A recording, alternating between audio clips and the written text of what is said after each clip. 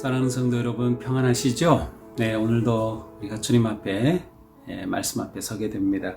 오늘도 주님의 은혜와 평강이 사랑하는 성도 여러분의 삶에 넘치기를 축복합니다. 기도하겠습니다. 하나님, 오늘도 우리의 삶을 주님 안에서 시작합니다.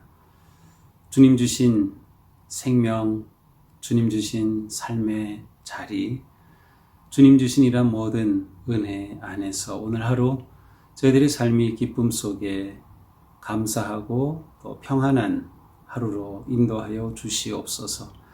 이 시간 주님의 말씀을 읽고 또 생각하려고 합니다. 주님의 말씀을 통해 다가오시는 주님의 음성과 마음을 깨닫게 하여 주시고, 오늘도 주님의 말씀으로 오늘 하루 행복한 하루 되게 하여 주시옵소서. 예수님 이름으로 기도합니다.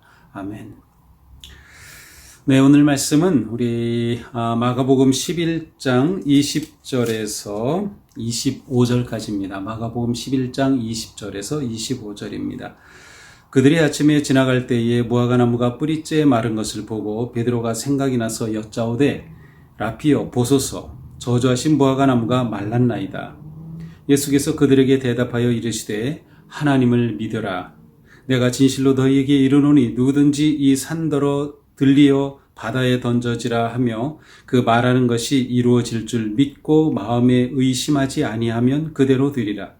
그러므로 내가 너희에게 말하노니 무엇이든지 기도하고 구하는 것은 받은 줄로 믿으라. 그리하면 너희에게 그대로 되리라. 서서 기도할 때에 아무에게나 혐의가 있거든 용서하라. 그리하여야 하늘에 계신 너희 아버지께서도 너희 허물을 사하여 주시리라 하시니라. 아멘. 생명의 말씀입니다. 하나님 감사합니다. 네, 어제 본문에서는 예수님께서 성전에 들어가셔서 성전을 정화하시는 그러한 말씀을 우리가 어제 보았습니다. 근데 이제 그 바로 앞에 또 보면 예수님께서 베다니에서 나오셔서 성전으로 가실 때 길가에서 무화과 나무를 보셨고요. 그리고 그 무화과 나무에서 열매를 얻을까 하여 가서 보셨지만 아무것도 얻지 못하셨어요. 그때 예수님께서 14절에 보니까 이제부터 영원토록 사람이 내게서 열매를 따먹지 못하리라 라는 말씀을 하셨습니다. 자, 그것과 오늘 말씀이 연결이 되죠. 20절에 보니까 아침에 이제 그 다음날 아침 다시 그 길을 지나가게 되었어요. 그런데 어제 예수님께서 저주하셨던 그 무화과 나무가 뿌리째 마른 것을 보게 되었습니다. 그러자 베드로가 어제 예수님이 하신 말씀이 생각이 납니다. 그래서 물어보죠. 보소서, 저주하신 무화과 나무가 말랐습니다.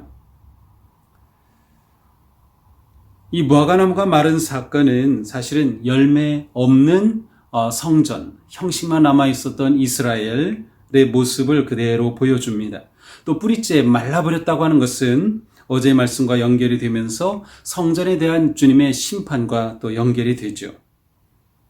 근데 예수님께서 이러한 베드로의 말에 이렇게 말씀하십니다.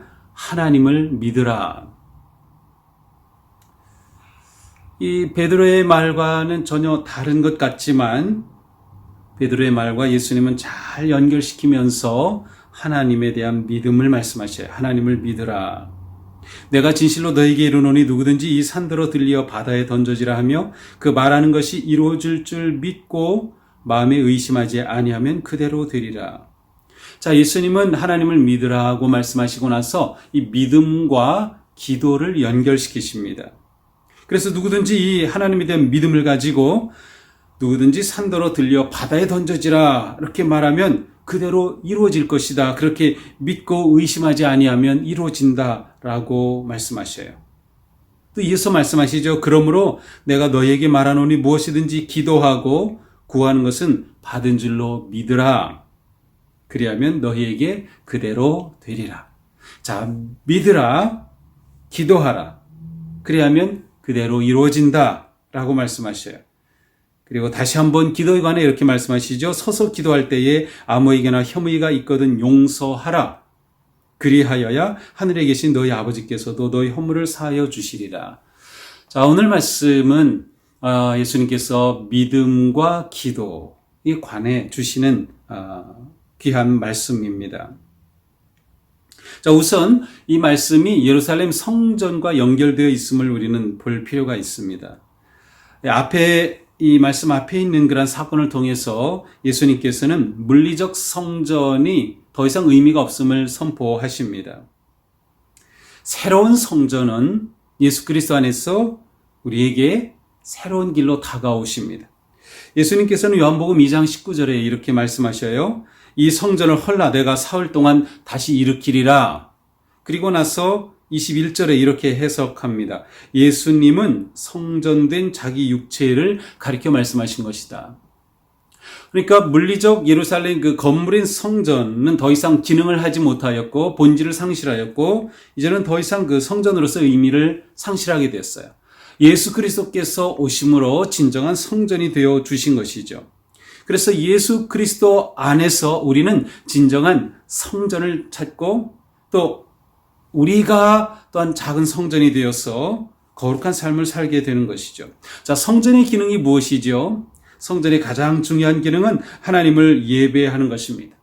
하나님을 예배하는 것의 가장 중요한 핵심 기능은 하나님과의 관계 회복이었어요. 그래서 그들은 제물을 가져와 하나님께 드리면서 죄의 용서를 경험하게 되고 그 용서받은 삶으로 하나님과의 관계가 회복된 삶을 살아가는 그 중심이 바로 성전이었죠. 그러니까 성전의 핵심은 용서와 관계의 회복이었습니다. 바로 이것이 이제는 예수 그리스도 안에서 이루어지는 것이죠. 자, 그런데 예수님은 기도와 믿음을 오늘 본문에서 말씀하고 계셔요.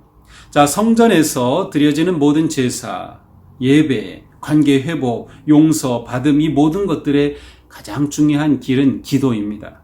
기도를 통하여 하나님께 나아가고 기도를 통하여 용서를 구하고 기도를 통하여 우리의 마음과 삶을 주님 앞에 고백하게 되죠. 기도가 이 성전에서 아주 중요한 기능을 하고 있음을 알 수 있어요.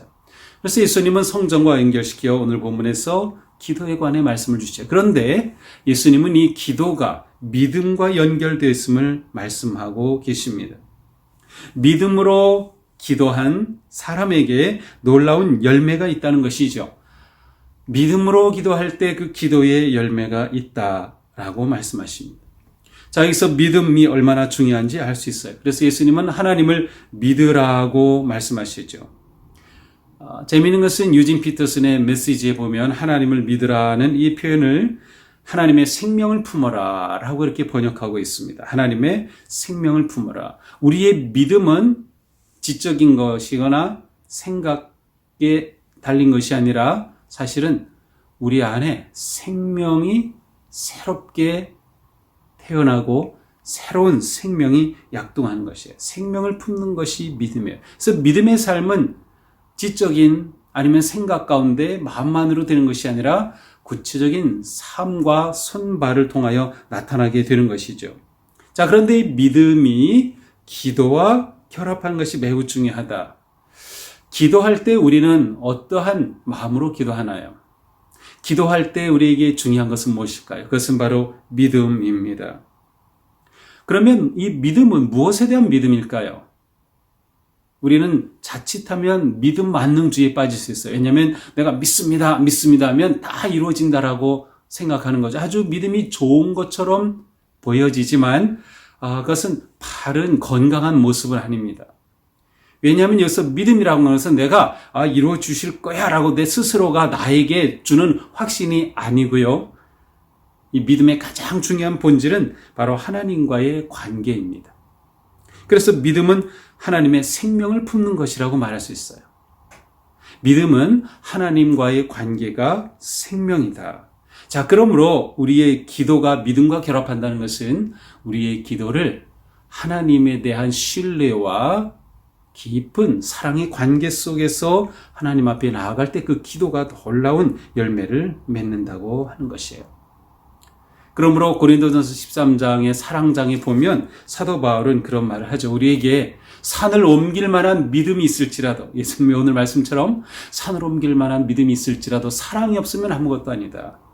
우리가 믿습니다라고 아무리 자기가 강조하고 확신한다 하더라도 하나님에 대한 사랑이 없다면, 그리고 더 나아가 이웃에 대한 사랑이 없다면 그것은 아무것도 아니다라고 말씀하는 것이죠.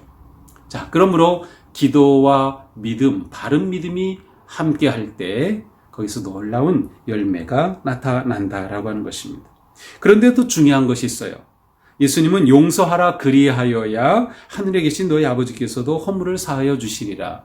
너희가 용서하는 삶을 살면 하나님께서도 너희를 사하여 주실 것이다 라고 말씀하셔요. 이 말씀은 우리가 얼핏 이해하면 우리가 용서하는 조건으로 하나님이 우리를 용서하신 것일까 라고 생각하게 되는데, 문장의 표현은 문법적으로는 그렇습니다. 우리가 용서하면 그리하여야 하나님도 우리를 용서하신다. 자, 그러나 우리는 이것보다 더 깊은 것이 있음을 보아야 합니다. 우리의 용서하는 삶은 이미 그 전에 우리를 용서해 주신 하나님의 그 용서로 가능한 것이죠. 그래서 하나님의 용서를 받은 너희가 용서하는 삶을 살게 될 때 하나님께서 우리를 용서하신 그 증거와 확신이 드러난다라고 볼 수 있습니다. 여기서 더욱 중요한 것은 우리의 기도와 삶이 연결되어 있다는 것입니다. 기도 따로 하고 삶이 따로 되는 것이 아니라 기도와 삶이 연결된다. 우리가 하나님을 사랑하는 관계 속에서 또한 이웃을 사랑하는 마음을 가지고 기도하며 또한 우리 삶 속에 구체적인 용서의 일들이 있을 때 그것은 진정한 기도자로 나아가는 길이 된다. 자, 앞서서 우리가 성전이라고 했어요. 성전에서 가장 중요한 것은 하나님과 관계이고 그것이 예배와 기도로 나타나죠.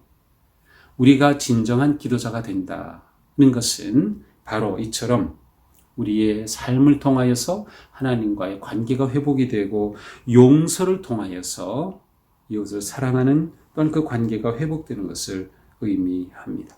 이렇게 될 때 성전의 기능이 회복이 되는 것이죠. 성전의 본질이 회복이 되는 것이죠. 믿음으로 기도하며 사랑하는 삶을 살아갈 때 그 사람은 진정한 성전으로 세워지게 됩니다. 그렇습니다. 믿음 플러스 기도 플러스 삶. 그것은 우리의 삶에 하나님이 주시는 놀라운 풍성한 열매로 가득하게 되는 예수님의 가르쳐 주신 길입니다. 오늘도 우리는 이 말씀 붙잡고 하루 종일 기도하는 마음을 품고 또 하나님과의 관계, 하나님을 더욱 신뢰하고 의지하고 또 우리의 구체적인 삶 속에서 복음을 실천하는 삶으로 살아갈 때 오늘도 우리 가운데 하나님 주시는 그러한 놀라운 기쁨과 생명의 열매가 넘치게 될 줄로 믿습니다. 오늘 하루도 우리 사랑하는 성도 여러분 믿음으로 승리하기를 축복합니다. 기도합시다. 하나님, 오늘 말씀을 통해서 우리의 삶이 어떠해야 하는가를 가르쳐 주셨습니다. 우리에게 믿음이 얼마나 중요한 것인지, 믿음은 곧 하나님의 그 생명을 품는 것임을 깨우쳐 주셨습니다. 또한 믿음이 기도와 함께 할 때 하나님께서는 우리 가운데 놀랍게 일하심을 보았습니다. 주님, 저희들의 삶이 더욱 하나님을 의지하고 신뢰하며 하나님을 사랑하며 또한 우리의 삶 속에서 구체적인 용서와 사랑의 삶으로 살아갈 때 우리의 기도와 믿음과 삶이 하나가 되어 하나님께서 우리에게 주시는 놀라운 생명의 열매가 풍성한 복된 삶으로 인도하여 주시옵소서. 예수님 이름으로 기도합니다. 아멘. 네, 오늘도 주님의 은혜가 넘치는 복된 하루가 되기를 축복합니다. 내일은 거룩한 주일입니다. 우리 주일을 준비하고 내일도 일부 예배는 드립니다. 하지만 코로나 바이러스에 취약한 분들은 집에서 계속 가정 예배로 드리시기를 바랍니다. 오늘 하루도 승리하기를 축복합니다. 사랑합니다.